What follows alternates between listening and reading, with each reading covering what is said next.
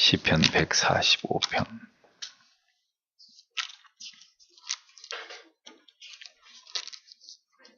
시편 145편 10절에서 13절까지입니다.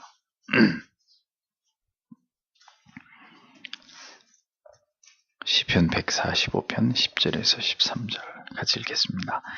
여호와여, 주의 지으신 모든 것이 주께 감사하며 주의 성도가 주를 송축하리이다. 저희가 주의 나라의 영광을 말하며 주의 능을 일러서 주의 능하신 일과 주의 나라의 위엄의 영광을 인생에게 알게 하리이다. 주의 나라는 영원한 나라이니 주의 통치는 대대에 이르리이다. 아멘. 기도하겠습니다. 하나님 감사합니다. 오늘도 우리가 아버지 앞에 나와 하나님의 말씀을 듣고 또 하나님 한 해를 돌아보며 우리의 하나님을 신앙해 왔던 날들을 또 하나님 그 내용을 우리가 하나님의 말씀에 비추어 우리 자신을 반성하며 또 하나님의 말씀을 통하여 우리가 어떠한 방향과 길로 나아가야 될지를 새롭게 깨닫는 그런 은혜의 말씀을 우리가 받기를 원하오니 하나님 이 시간에도 우리 안에 말씀으로 찾아와 주셔서 말씀의 거울 앞에 드러난 우리의 모든 삶의 모습들이 하나님 적나라하게 드러남으로 말미암아 우리가 더욱더 하나님이 우리에게 주신 이 땅에서의 시간들을 하나님 앞에서 하나님이 기뻐하시는 것으로 채워가고자 하는 마음의 결의와 결심이 새로워지는 시간이 되도록 하나님 도와주시옵소서. 때때로 우리는 무엇을 위해 살아야 하고 어떤 가치를 위해 존재해야 되는지를 망각한 채로 그렇게 하나님이 세상에서 살아갈 때가 많이 있습니다. 다시금 한 해를 이제 떠나보내며 하나님의 말씀을 통하여 다시 우리의 영혼의 자세를 하나님 새롭게 하고 또 마음가짐을 새롭게 함으로 또 한 해를 우리가 맞이하기를 원합니다. 부디 하나님 이 시간에도 말씀을 통하여 깊이 우리의 마음에 하나님의 말씀을 통한 깨달음을 주시고 그것이 우리의 영혼을 울리게 하여서 또 하나님 말씀을 통해서 받은 기도의 제목을 가지고 이 밤에도 하나님 앞에 간절히 기도하고 돌아가는 귀한 시간이 되게 하옵소서. 우리 모두에게 하나님의 은혜가 필요합니다. 하나님께서 이 밤에도 주의 긍휼을 우리에게 나타내 주시기를 원하오며 예수님 이름으로 기도드립니다. 아멘. 2016년도 마지막 금요기도회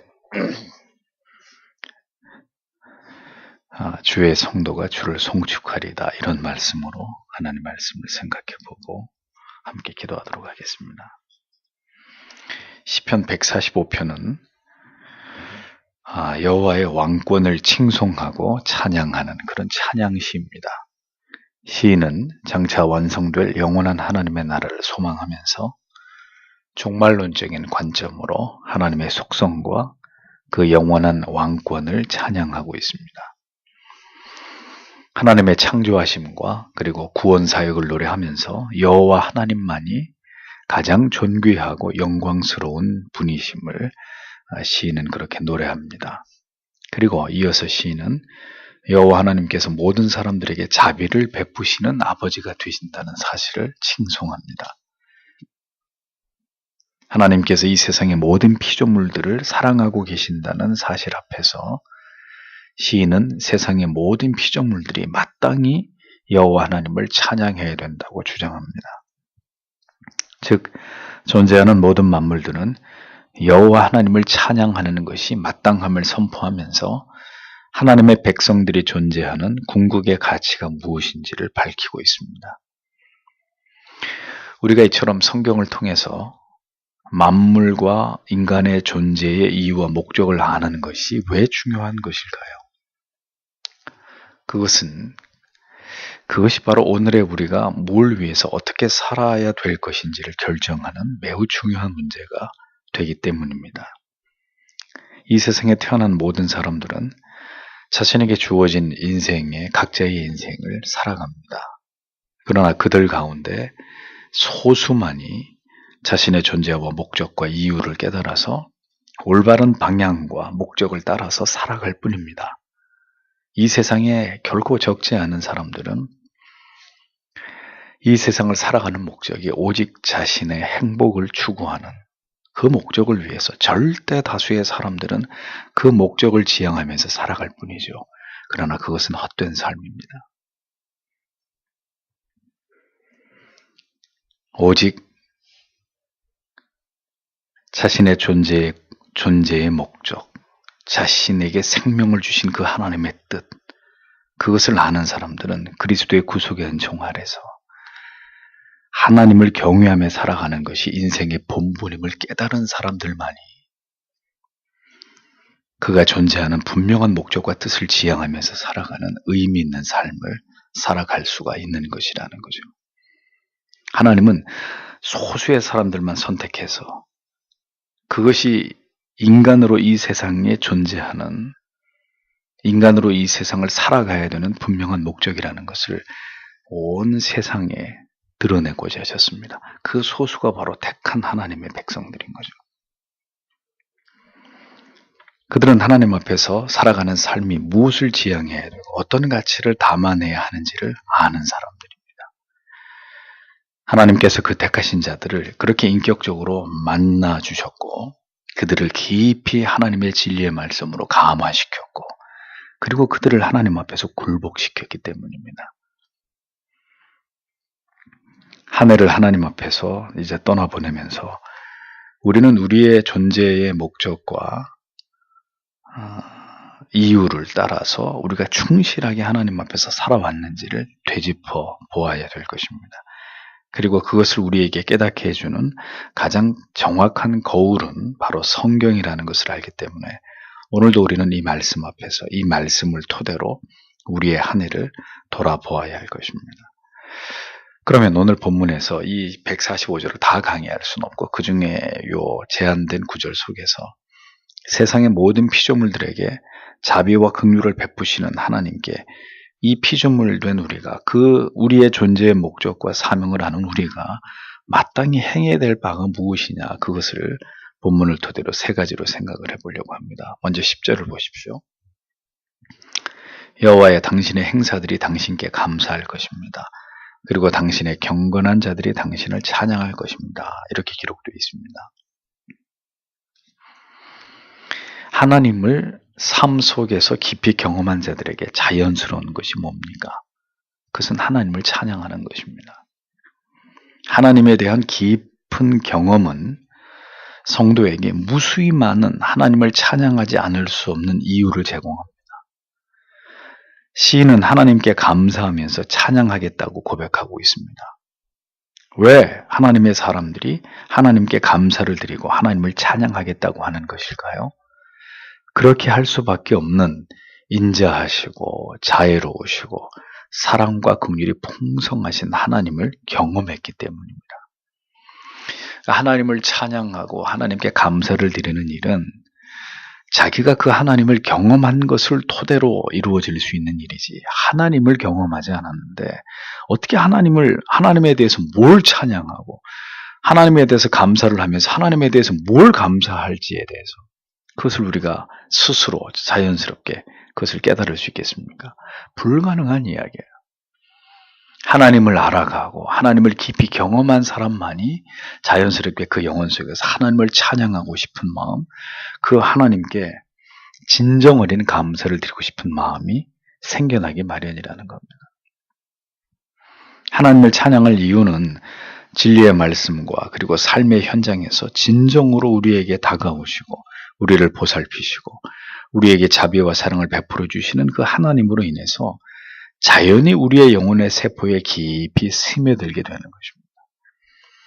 하나님을 경험하면 경험할수록 우리의 영혼에서는 그 하나님을 높이고 찬양하고 감사하고 그 하나님의 영광을 위해서 살고자 하는 그러한 마음들이 우리 안에서 생겨나게 된다는 거죠.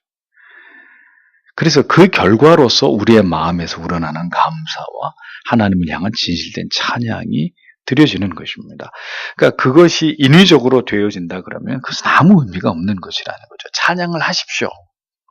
시편 찬양을 불러야 이것이 하나님을 기쁘시게 하는 것입니다. 이런 당위만을 가지고 그 찬양을 이렇게 부르게 하면 그것이 올바른 찬양이 될까요? 또 감사를 하나님 앞에 드려야 됩니다. 추수감사, 맥주감사 등등 감사 헌금을 강요하고 어떻게 하나님 앞에 감사할 줄 모르냐고 이런 식의 어떤 감사를 강요해서 하나님 앞에 감사를 드리게 만드는 것은 진정한 감사가 아니라는 거예요.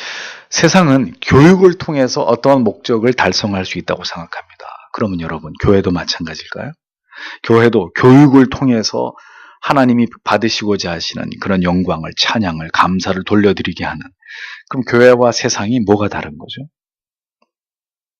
교회는 교육을 통해서 그런 일들이 이루어지는 곳이 아닙니다. 하나님의 찾아오심, 하나님의 그 영혼을 만지심, 하나님을 깊이 경험하게 되는 그런 일들을 통해서 우리 영혼에서 아주 자연스럽게 하나님을 향해서 하나님을 찬양하지 않을 수 없고 감사치 않을 수 없고 그분을 높이지 않을 수 없는, 그래서 그분 앞에서 이 죄인은 한없이 낮아지지 않을 수 없는 그런 일들이 영혼 가운데서 자연스럽게 생성되는 그것이 신앙이라는 겁니다. 하나님을 향한 감사와 찬양은 철저하게 하나님을 경험한 것과 비례하는 것입니다. 진리 안에서, 하나님의 말씀 안에서 하나님을 깊이 알아가고 그 하나님의 성품을, 그 하나님의 속성을 경험한 자, 그에게는 특별히 하나님을 향한 감사와 찬양을 가르치지 않아도 자연스럽게 온 마음을 다해서 그가 받은 은혜 앞에서, 사랑 앞에서 하나님 앞에 감사를, 찬양을 드리지 않고는 견딜 수 없는 그런 마음이 생겨나게 되는 거예요. 그것이 하나님의 성품과 속성을 진실되게 경험하면서 살아가는 자들의 삶 속에서 감추어지지 않는 그 삶의 아름다운 모습이 되는 것이라는 겁니다. 시인은 바로 그것을 이야기하고 있는 것이죠. 한 해가 거의 다 저물어가고 있습니다. 한 해 동안 우리는 얼마나 깊은 감동을 하나님의 말씀 안에서 느껴보았는지를 생각해 보셔야 합니다. 이 1년이라는 시간 속에 52주, 또 그 사이에 수요 금요 기도회까지 다 합쳐서 이 하나님의 말씀을 들었던 이 긴 시간들 속에서 우리가 얼마나 하나님 앞으로 나아가서 그 말씀 안에서 하나님을 배웠고, 하나님이 이런 분이셨구나, 하나님의 성품과 속성이 이렇게 아름다운 것이고 이렇게 신묘막측한 것이었구나, 얼마나 깊은 감동을 하나님의 말씀을 통해서 느껴보았는지를 되짚어봐야 합니다. 진리 안에서 하나님의 속성과 성품의 아름다우심을 경험하면서 그것에 가슴이 뛰고 마음이 뜨거워져서 하나님을 찬양하고 그 하나님의 성품을 높이고 싶은 마음이 얼마나 자주 우리 안에서 고동쳤는지를 우리는 생각해 볼 필요가 있다는 거죠. 그것이 있었으면, 그래서 그런 경험들을 통해서 우리가 더 하나님을 찬양할 충분한 동기와 어떤 이유를 끊임없이 우리가 하나님 앞에서 우리의 마음 가운데 얻게 됐다면 그분은 이 한 해를 아주 하나님 앞에서 충만한 은혜 가운데 성공적으로 올 한 해도 하나님 앞에 살아간 그리스도인이 되는 것입니다. 근데 1년 내내 나는 전혀 감동도 없었고 어떤 가슴 떨림도 없었고 가슴이 뜨거워진 적도 없었고 내가 왜 지금 하나님을 찬양해야 되는 건지, 나는 오늘 왜 교회에 온 것인지, 만약에 그러한 죽은 정서로 일관하는 예배를 그렇게 하나님 말씀을 스쳐 지나갔다면 두말할 나위 없이 그 사람은 올 한 해를 하나님 앞에서 다 허비한 것이 되는 거죠.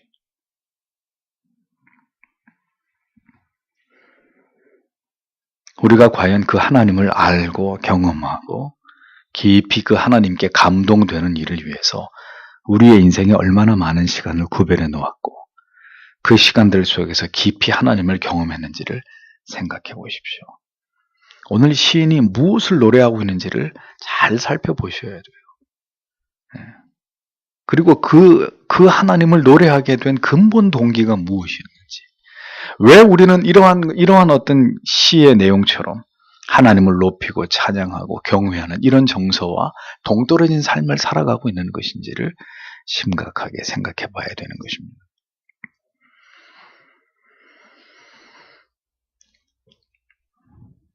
하나님을 알아가고 기쁨과 감격을 맛보는 사람들만이 전심으로 하나님께 감사를 드리고 하나님을 찬양하고 그를 경외하고 그 하나님을 깊이 마음으로 사랑할 수 있게 되는 것입니다. 이 세상에서 일어나는 모든 일들은 그 모든 피조물들이 마땅히 하나님께 감사할 일들이라고 성경은 말씀하고 있습니다. 하나님께서는 우리가 결코 모두 깨달아 알 수 없는 어떤 그런 신묘막측하심 속에서 하나님의 선하신 일들을 이 땅 가운데서 이루어 가십니다. 그리고 그 모든 일들은 하나님께서 왜 그러한 일들을 행하셨는지를 아는 경건한 자들을 통해서 칭송을 받으실 일들입니다. 그러니까 하나님이 이 땅 가운데서 행하신 일들을 모든 사람들이 다 깨달아 아는 것이 아닙니다. 모든 사람들이 그 일에 대해서 하나님께 영광을 돌리고 하나님의 뜻이 그렇게 이 땅 가운데 이루어진 것에 대해서 하나님께 찬양을 돌리는 그런 일들이 모든 사람, 다수에 의해서 이루어지는 게 아니에요. 오직 경건한 사람, 그 하나님의 마음을 알고 하나님의 뜻을 깨달을 수 있는 그런 사람들에 의해서만 하나님이 행하신 그 모든 일들은 하나님께 영광을 돌리는 것으로 그렇게 나타나게 된다는 거죠. 그런데 그 일들 가운데는 우리가 기뻐하고 감격하고 우리가 이렇게 기쁜 마음으로 수용할 수 있는 일들만 존재하는 게 절대로 아닙니다.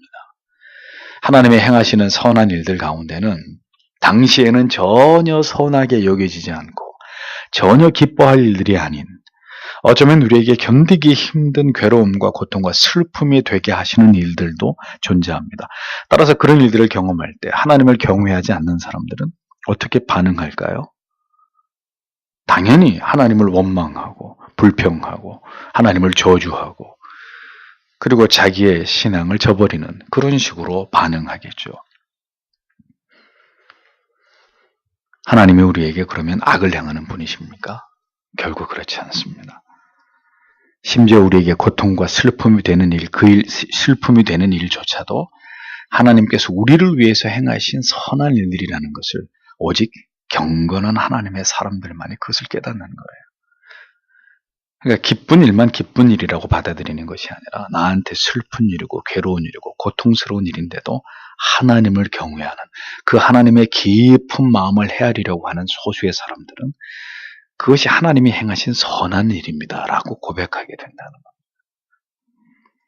결국 그 고통과 슬픔의 일들을 경험하게 하심을 통해서 우리의 신앙의 지평이 훨씬 더 넓어지고 훨씬 더 깊어짐을 경험할 수 있게 되는 것이라는 거죠. 하나님은 우리가 간합하고 수용할 수 있는 좋은 일들만 통해서 하나님의 인자하심, 하나님의 그 사랑, 놀라운 능력과 긍휼을 드러내는 분이 절대로 아닙니다.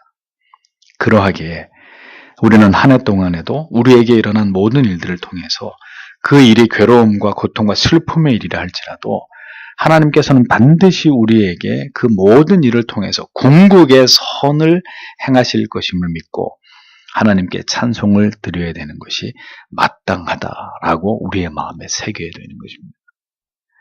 그러니 하나님의 사람들만이 고통 속에서도 감사하고 괴로움 속에서도 기뻐하는 이 역설적인 어떤 그 신앙의 반응을 통해서 그가 하나님의 자녀라는 것을 증명하는 것이라는 거죠.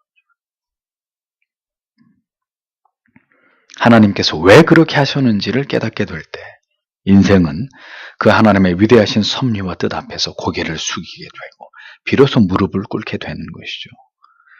하나님께서 행하신 모든 일들을 우리가 보고 경험하면서 하나님을 향한 감사와 찬양의 이유가 내년에는 우리의 삶 속에서 더 풍성해지게 되기를 소망해 봅니다.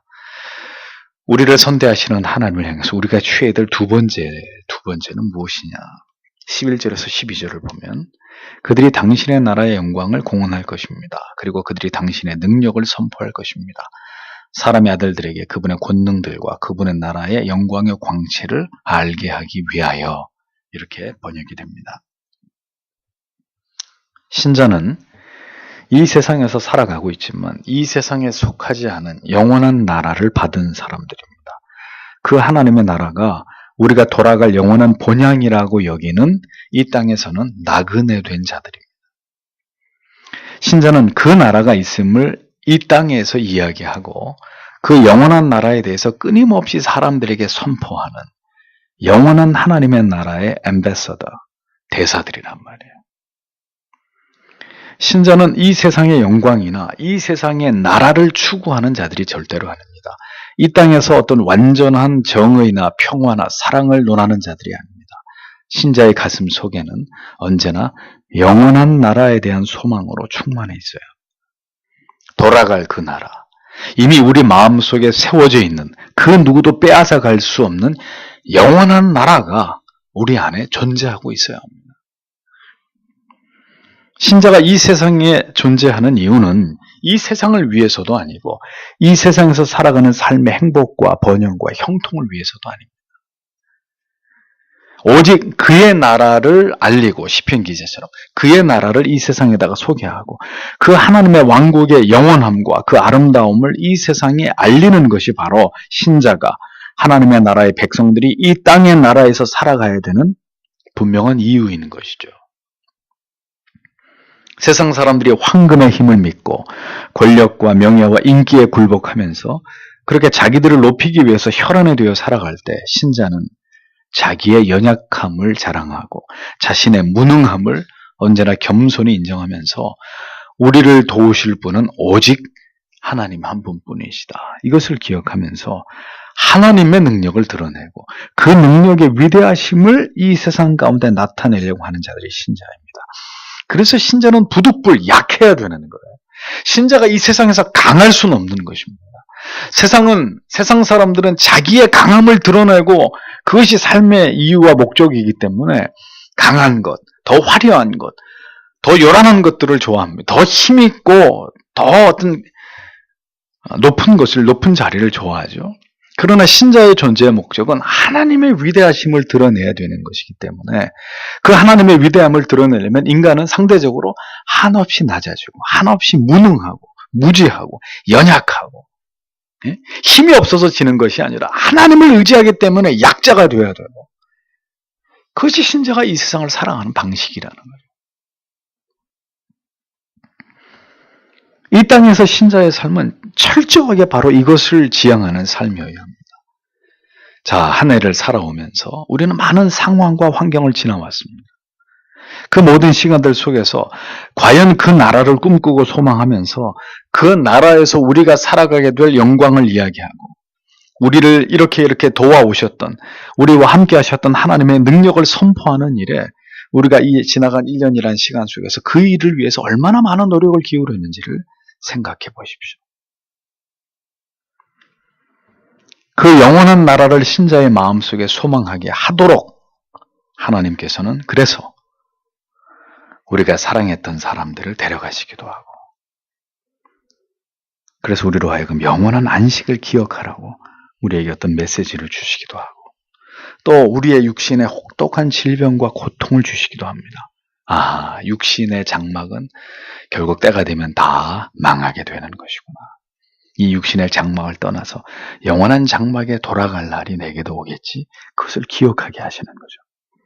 영원한 나라를 더욱 바라보고 기대하게 하기 위해서 이 세상의 나라들이 형편없이 몰락하고 죄악으로 창궐해지는, 점점 더 세상에서 살아가는 것이 어려워지는 국면들을 우리에게 연출하시는 것입니다.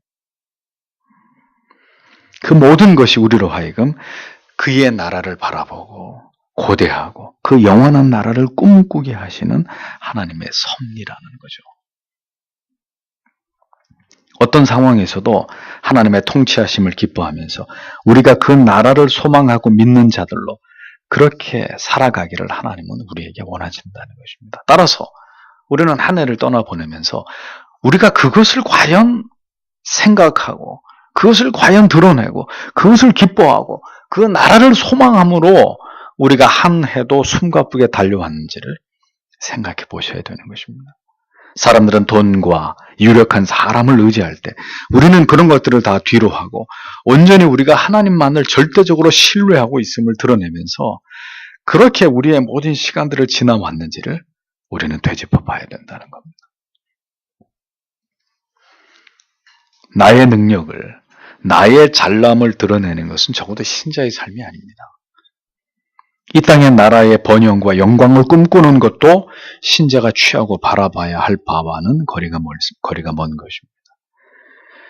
모두가 두려워할 때, 모두가 염려할 때 하나님만을 의지함으로 담대하게,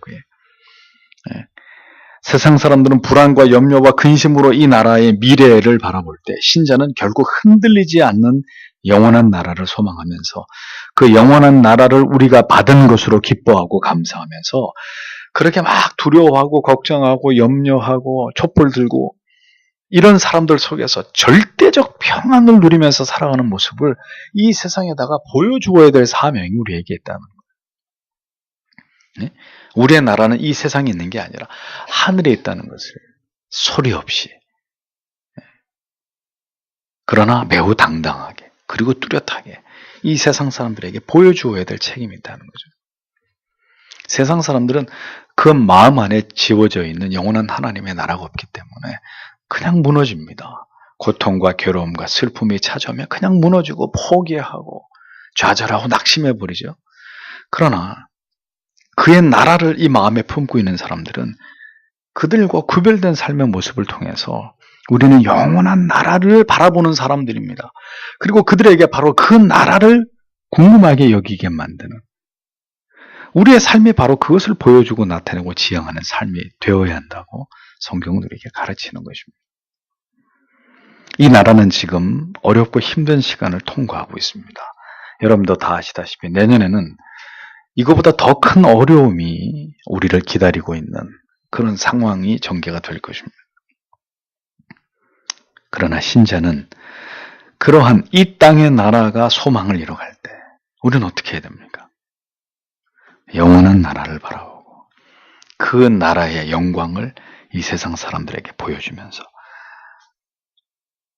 희망 없는 세상을 바라보지 말고 우리와 함께 영원한 저 나라를 바라봅시다 라고 말할 수 있는 사람들이 되어야 된다는 거죠.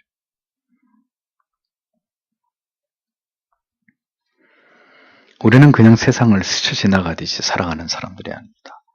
이 땅에서 잠시 살다가 떠나야 하는 무죄하고 몽매한 인생들에게 영원한 세상이 있다는 것을 소개하고 그 나라에 대해서 그들이 마음을 가질 수 있도록 우리 자신이 그 나라를 견고하게 소망함으로 영생에 대한 확신을 가지고 우리가 그렇게 이 세상을 살아가고 있는 사람들이라는 것을 세상 사람들에게 보여주어야 되는 거죠. 그것이 바로 신자로서 이 세상을 살아가는 우리들의 분명한 존재의 이유이고 목적이라는 것입니다. 선하신 하나님에 대해서 우리가 그 하나님 앞에 행해야 될 바는 마지막으로 세 번째 13절을 보면 당신의 나라는 모든 영혼들의 나라입니다. 그리고 당신의 통치는 모든 세대와 세대에 이릅니다. 라고 번역이 되어 있습니다. 시편 기자는 장구한 역사 속에서 이어져 오고 있는 하나님의 통치는 과거에서부터 계속되어 왔듯이 현재와 미래까지 영원히 이어질 것이라는 사실을 노래하고 있습니다.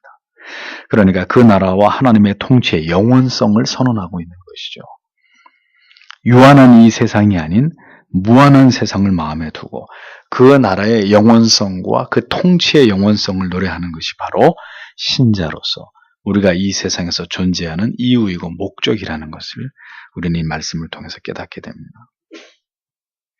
자, 그러니까 그 영원한 시간 속에서 또 1년이라는 시간이 그렇게 지금 지나가고 있는 것입니다.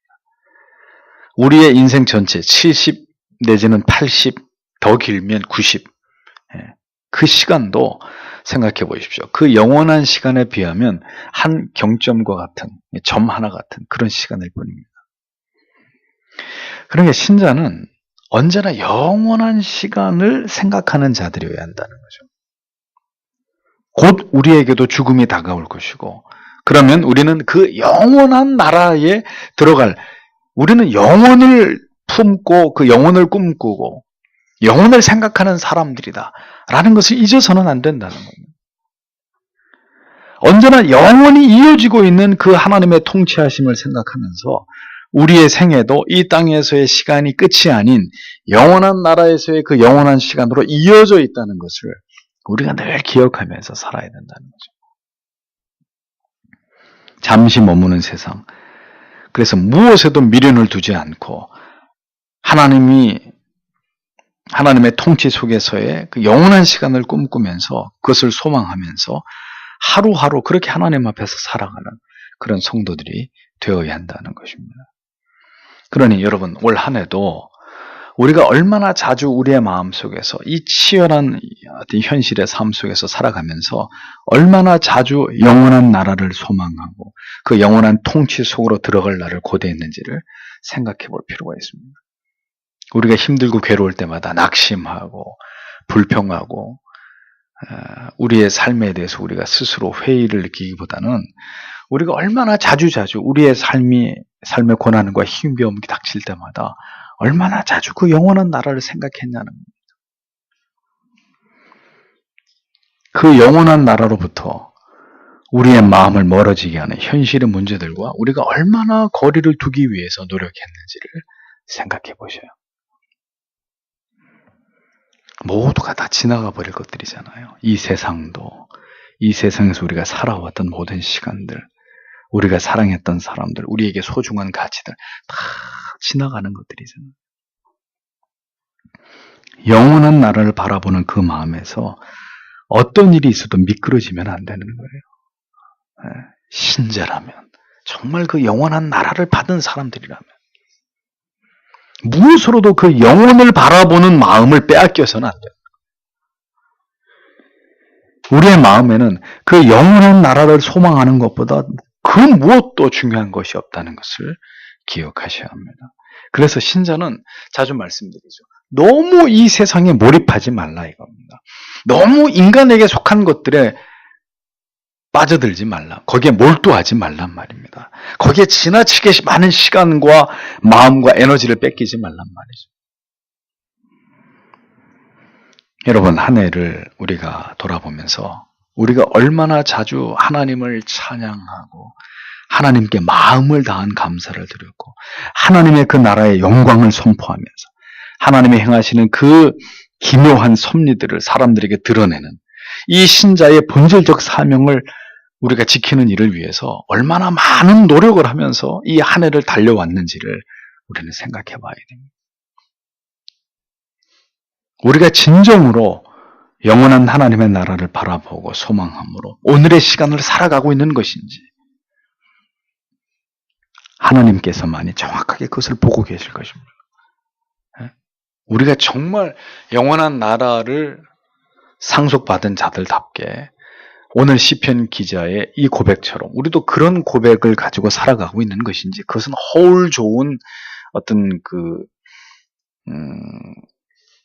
말씀일 뿐이고 실제 우리의 삶은 철저하게 현실에 뿌리 박히고 우리 인간적인 육적인 것들에 사로잡혀서 그렇게 살아가고 있는 삶인지는 하나님이 모든 것을 판단하고 계실 겁니다.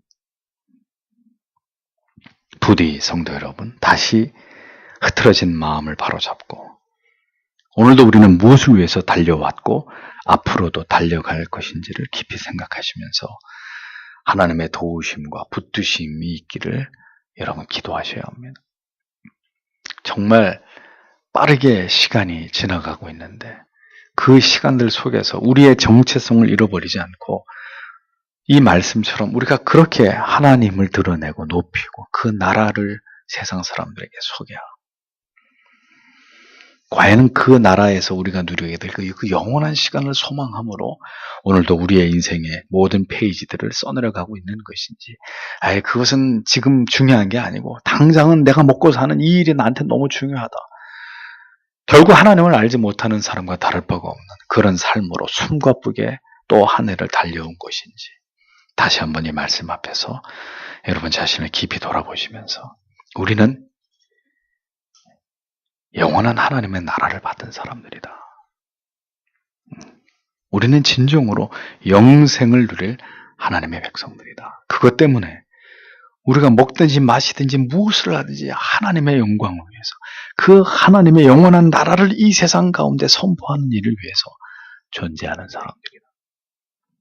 내년에도 신자의 이 본질적 가치와 사명을 붙잡고 그렇게 하나님 앞에서 부지런히 정확한 방향을 정해서 그것을 향해서 부지런히 달려갈 수 있는 그런 한 해 되기를, 올 한 해를 돌아보시면서 이 본질에 충실했는지를 돌아보시고, 내년에는 올 한 해 그러한 것들이 부정확했고 불분명했고 세상에 빼앗기는 많은 허비된 시간들이 우리에게 느껴진다면, 내년에는 더 이 분명한 본질적 목적을 지향하면서 우리의 삶이 그것에 초점이 맞추어지도록 우리의 모든 의식주가 그것을 지향하는 것으로 하나님이 그렇게 인도하시고 이끌어 주시고 우리의 모든 환경을 하나님께서 그렇게 열어주시기를 오늘도 이 밤에 하나님 앞에 간절히 기도함으로 2016년도의 마지막 금요 기도회를 마치도록 하겠습니다. 다 함께 기도하겠습니다.